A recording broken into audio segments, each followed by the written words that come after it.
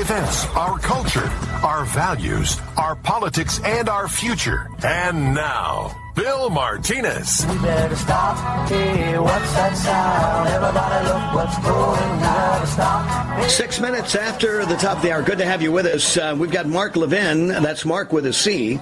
And he joins us, and we're going to be talking about the homicide counts in major American cities that have continued to climb in 2021. In just all the polls, no matter what you do, crime is either 1 or 2 in terms of primary concern for voters, for American citizens today. It has gone so amok. Marc, welcome to the show. Good to have you with us. Marc, are you there? Okay. I guess. Did we lose connection with him? Okay, we'll call him back. After all that big pomp and circumstance here, again, the homicide counts in major American cities have continued to climb in 2021, but the pace of the increase did slow. I guess maybe there's a little bit of news, but, more and more it's being reported in all these major cities. What's been happening, police shootings, innocents being shot, 6-month-old. I was just seeing this morning that was murdered. I mean, another child. It's just so out of control. Hey, Marc, welcome back. Good to have you back with us. How are you? Good. Sorry we're not here talking about something more cheerful, but it's really sobering and troubling, and we need to do something about this. Exactly. Well, and this is something that, the Democrats, the Biden administration doesn't want to talk about, but people are living with the reality just like they are with inflation. The administration say, well, it doesn't exist. Well, they know when they go and see empty shelves and they're paying more at the gas. I mean, reality speaks loud and clear. And what's happening in major cities across the country, I mean, every day it's like a casualty count. Crime is running amok, and of course, all the fingers are pointing towards all these, progressive, woke DAs that want to do nothing about the crime in their cities. Well, we just released a report today on the homicide rate and also looking at other crimes in 2021. And, of course, as you know, there was a huge upsurge starting with the pandemic and in the middle of 2020.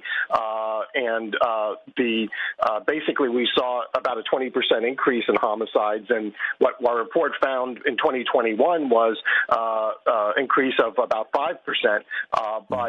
So, yes, we're slowing the rate of increase, but no one can find that to be acceptable. I remember when that was kind of the parlance in federal budget discussions. We're slowing the rate of increase of the national debt, but we need to actually turn this around. And there are several cities that did see a decline, like Phoenix and Seattle in 2021 in homicides, but the vast majority of major cities saw homicides, albeit at a lower rate of increase, but continued to go up. And, of course, we've also seen an increase in carjackings, for example, in general in assaults with guns. We have seen a decrease in burglaries and in drug crimes. But, I mean, when you talk about, obviously, the crimes that people care the most about, homicide, it's really an alarm bell for all of us. Mm-hmm.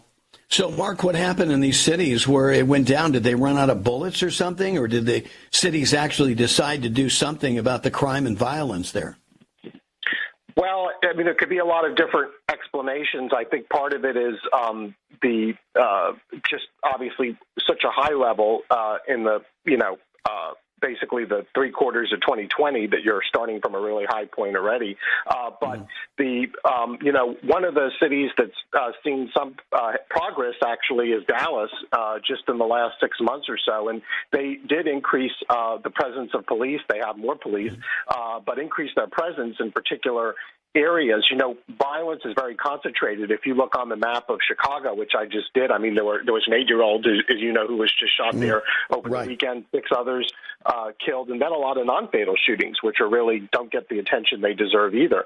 You can end up with a brain injury, and they're also linked to later seeing fatal shootings in the same areas. So but what they've done in Dallas is, combine the law enforcement presence with also dealing with some environmental issues like getting rid of abandoned buildings, better street lighting. I mean, those sorts of things. And just some common sense things. Yeah, exactly. And mean, public safety, it's something we all deserve as citizens, and it's people that obviously a disproportionate share of these crimes are occurring in the poorest areas.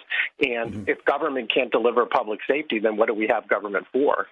Yeah, without a doubt. I mean, that's why we pay our taxes, right? Number one is public safety. And that's the number one job of the president, for example, as well, when you go all the way up down the top. I mean, to say what you want to do. See, the thing is that bothers me a little bit, Mark, about some of the percentages is, like you said, we started at such a high level to begin with. So when you add 5% on top of a higher level, it may not seem as bad. But, when you look at the raw numbers, I mean, you've got a lot of people still, falling into the net here of murders and crime in that, right? Yeah, and I mean, I think, if people are not, don't feel like they can go out at night or their children can play in the park, I mean, it's hard to measure what that does to somebody's quality of life. And then, of course, you talk about areas that need, economic development. Well, who's going to open a business if you feel like you're in a war zone? So exactly. I think it has a lot of consequences for just people's everyday life and their emotional state. And, I think that there's, as people hopefully want to get out more, and of course we've had during the lockdowns, domestic violence rose 8%, which, is another thing that's important. But people want to be able to be out on the street and to go back to doing what they were doing before. And living in fear is an obstacle to that. Oh, without a doubt. I mean, and, the thing is no big surprise here, Mark, is that the vision that was cast by these progressive DAs, by the Democrats and the President of the United States, was a very liberal perspective about security. Let's defund the police. And of course, now here, yesterday, Jen Psaki said, the president has always been, for police and funding police and that sort of thing. That's disingenuous. That's not true. I mean, we've got enough video evidence and documentation that the Democrats and the president, along with them, have sided with these visionaries that, thought that there needed to be a reimagining of law enforcement. Well, how do you like this imagining come true nightmare that's hitting the streets of America today? Well, and I think there's a lot of misunderstandings. For example, if you take money from police, then you can't do the type of training that's needed. And if you don't have enough people on the police force, then how are you going to have someone in training that day when you need to maximize every single person on the street? And, I think that police, particularly as they target those areas that have the high crime rates, particularly violent crime, they need to be able to have the time to build relationships with members of the community. Oh, without a doubt, sure. There's a movement not to snitch, and that's why when you have one person who commits a robbery or a murder or whatever, then you don't get the information on that crime. That person can continue on that spree, and I think that's what we're seeing is some of these crimes. One person can be responsible for a lot of crimes before they ever get caught. If they do get caught, we're solving less than half of homicides. We used to solve 70 or 80% of homicides. Wow, that's incredible. That's a huge change right there. And if that doesn't tell the criminals that, just like illegal immigrants, I mean, there's no accountability. You can get away with it. In this case, get away with murder here in the United States. Who could imagine? Marc Levin is with us, Chief Policy Counsel at the Council on Criminal Justice. And we'll continue our conversation after this. It's just about 15 minutes after the top of the hour. What if you could cut your heating bills this winter with your existing wood-burning fireplace and not spend thousands doing it? You can with Great Wall of Fire Fireplace Greats. Our U.S. patented made-in-America Wall of Fire Grates increase fireplace efficiency, eliminate fireplace smoke problems, and come with a 30-day money-back guarantee. See our grates in action and get free shipping from walloffire.com or call 800-274-7364. Fireplace heat without fireplace smoke. walloffire.com. If you feel America is facing more dangers than ever, you're right. An increasing number of things are falling apart daily.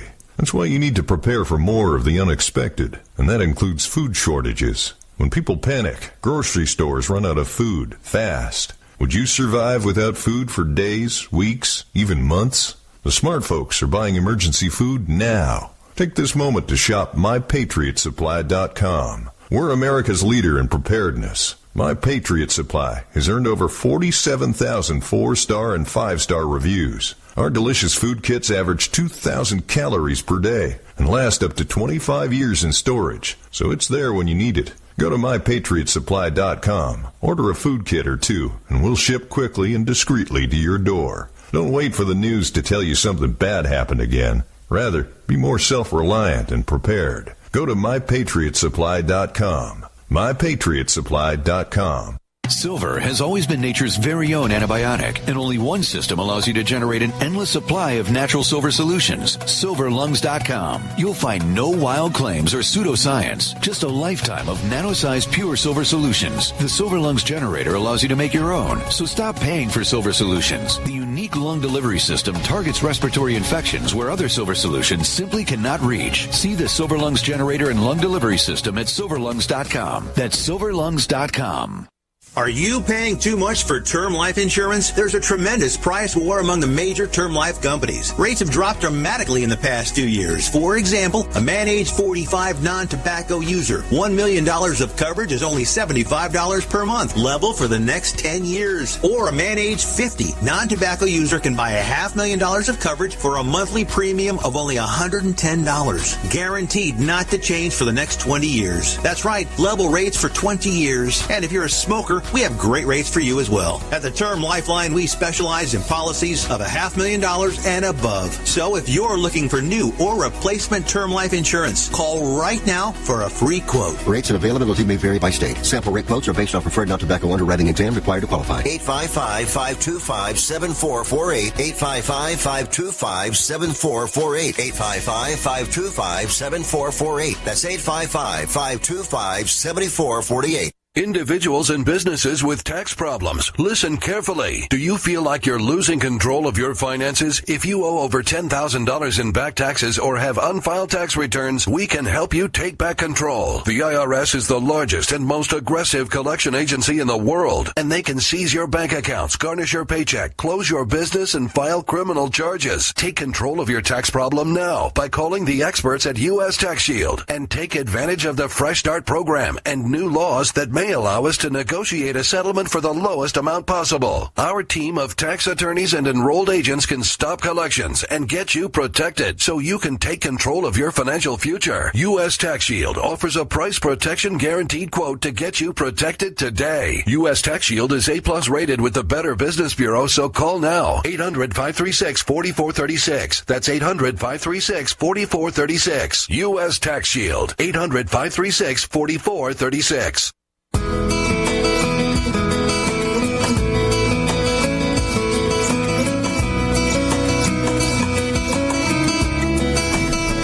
Hey, we're back with you. Bill Martinez here. Marc Levin continues with us. He's the Chief Policy Counsel at the Council on Criminal Justice. Marc, talk about reimagining. I have been insisting, as a theme, that the country has to consider getting back to first principles, and especially when it has to do with law and order. You can't have order without law. It's hand in glove. And when you have such a breakdown of, the concept of law and order, you have the manifestation of this chaos that's running rampant in America. And you wonder, okay, how much worse does it have to get before there's enough intestinal fortitude to do something about it? Yeah, well, I mean, I think I like the phrase ordered liberty because, we all believe in our constitutional freedoms and liberties, but we also realize that has to occur against the backdrop of the idea that if you harm other people, then that's where the core role of government is to intervene to remedy that as much as possible. Mm-hmm. Of course, you can't undo violent crime, unfortunately, but you could make, perpetrator of property crime pay restitution, for example. But, it's also about obviously preventing crime and sending a message that there are certain standards in the community. And, I think particularly at this time when you have a lot of kids that have not returning to school, after schools were closed, if you look historically, that ends up leading to delinquency over, right. And end up being involved in the adult prison system. So I think we have to, basically, as you said, say that, the expectations are that people are going to follow the law, and that obviously there has to be accountability. Obviously, we need treatment also for people with mental health and substance use issues, but you have to have the right balance, and you can't lose sight of the role of accountability.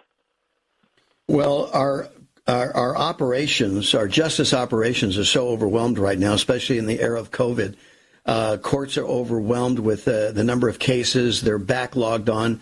Every city you go to, they'll tell you there's thousands of cases to be adjudicated. And so what's happening is just by virtue of the numbers, these justices and judges are making decisions based on, trying to manage the flow and the backlog.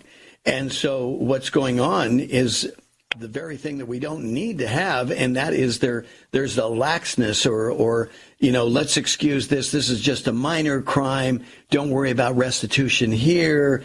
We just need to get it. We're just not going to bog the court down with it. You got judges getting upset with district attorneys for bringing these cases, and they're just saying, hey, look, we just, this is a crime. This needs to be, not get it out of here. And if you do that again, you're going to be held in contempt. All kinds of threat to these district attorneys as well. This dynamic has taken place, and I don't know when we get on the other side of it. But basically what I'm hearing from you, Marc, is that we need to kind of go back and maybe embrace as a country what Giuliani did with, with New York with broken windows, the little things. If you do the little things, then the big things will take care of themselves, so to speak. What do you say?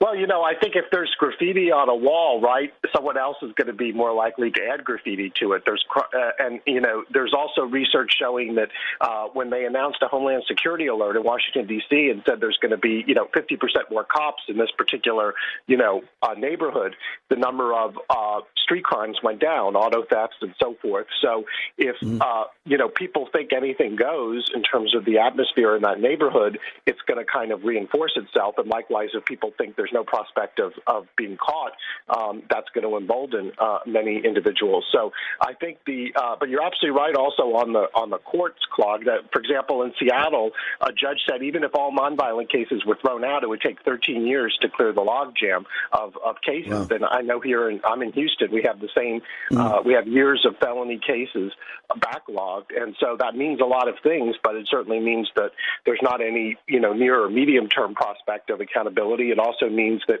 typically, even if you have someone who it's a relatively minor crime, and let's say they should be going into some type of rehabilitation for drug, alcohol, mental health, that traditionally in the system comes after you're adjudicated. But some places are moving that up to now as a pretrial intervention, because the pretrial period actually could be a year, 2 years.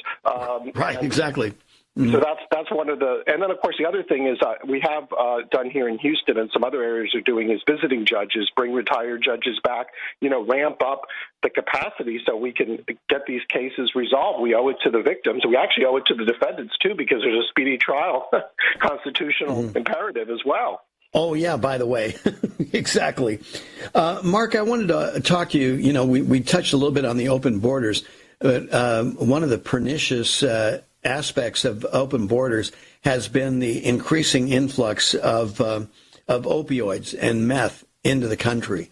Fentanyl, its lethality is so incredible. There was a story that I heard from a suffering parent whose child, had a back injury, and goes to the doctor, and they say, okay, just take some, extra strength Tylenol. She couldn't get on top of the pain. And a well-meaning friend says, look, I got a pill here. Just, take this. This will, take the pain away. Well, it took the pain away and her life because it was laced with fentanyl. Didn't know it. Neither one of them were aware of it.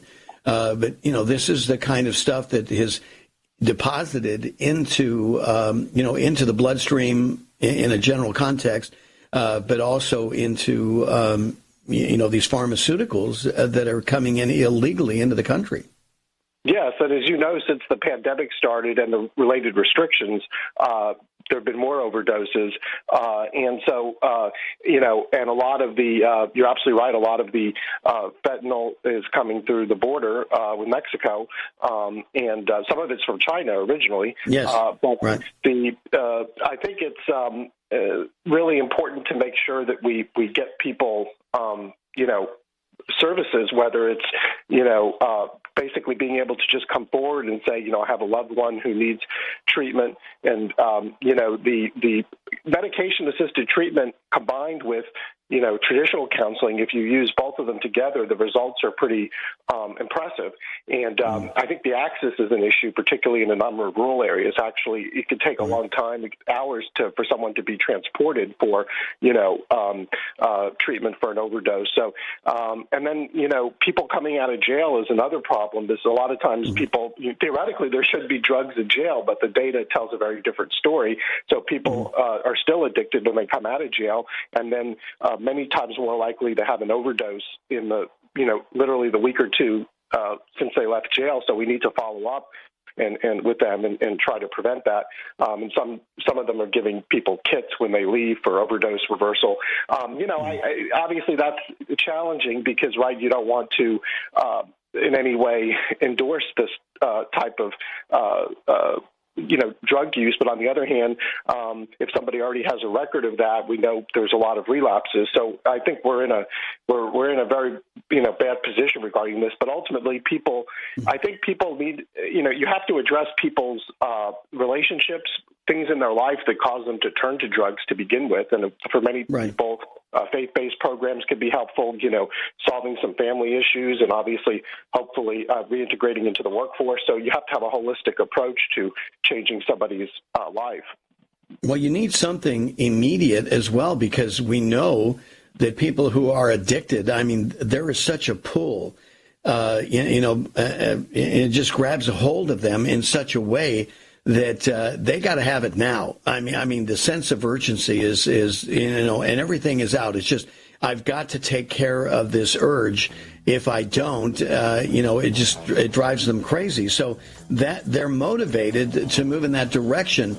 And, we talked about how the courts are overloaded. Hospitals are overloaded. They can't even deal with this. They're out of patience. And I'm not talking about patience people. I'm just talking about patience, the sentimentality, the sympathy and empathy that's needed to take care of people who are messed up. They've made some bad choices, but they need compassion, don't they?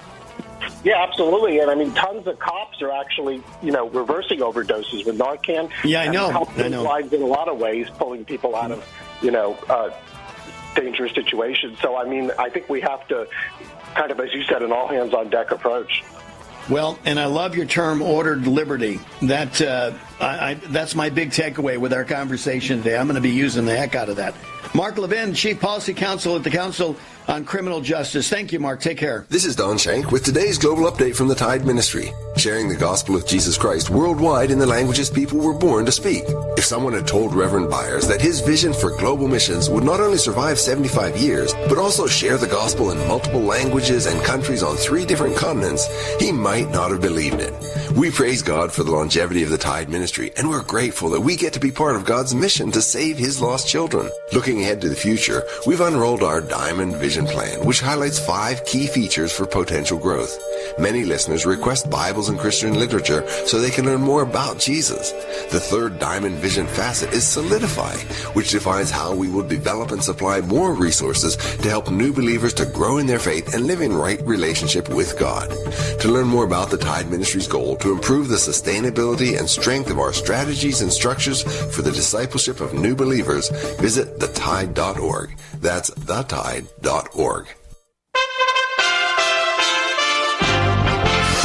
USA Radio News with Lance Pride. The FDA bans what could be life-saving drugs in Florida. The Florida Department of Health said it was closing its monoclonal antibody treatment sites this week after the Food and Drug Administration restricted their use. Republican Florida Governor Ron DeSantis condemned the FDA's move and said 2,000 appointments were canceled on Tuesday alone. The number of the people that seek this treatment are overwhelmingly people that have been vaccinated, but yet they're still infected, and many of them are high risk. DeSantis said the decision to suspend the use of Regeneron and Eli Lilly monoclonal antibody treatments was made abruptly and without clinical data. After 7 years, a SpaceX rocket is on a collision course with the moon after hurtling through space. The booster was originally launched from Florida in February 2015, but after completing a long burn of its engines and sending a satellite off, the rocket's second stage became derelict, and here we are. An impact should happen March 4th. USA Radio News. We've entered a time where sky truly is the limit and opportunity awaits. The internet has become a platform of everyone's worldwide communications. Billionaires building businesses on platforms that didn't even exist a generation ago. But in the sea of noise, how can the voice of your business be heard? The secret is over 100 years old. Radio. 228% more effective than TV. That's 228% more effective than television. Brick and mortar and cyber businesses alike have found radio to be the most effective for building a brand and delivering customers. Learn the secrets of radio advertising by calling 877-996-4327 or email advertise@gcnlive.com. That's advertise@gcnlive.com.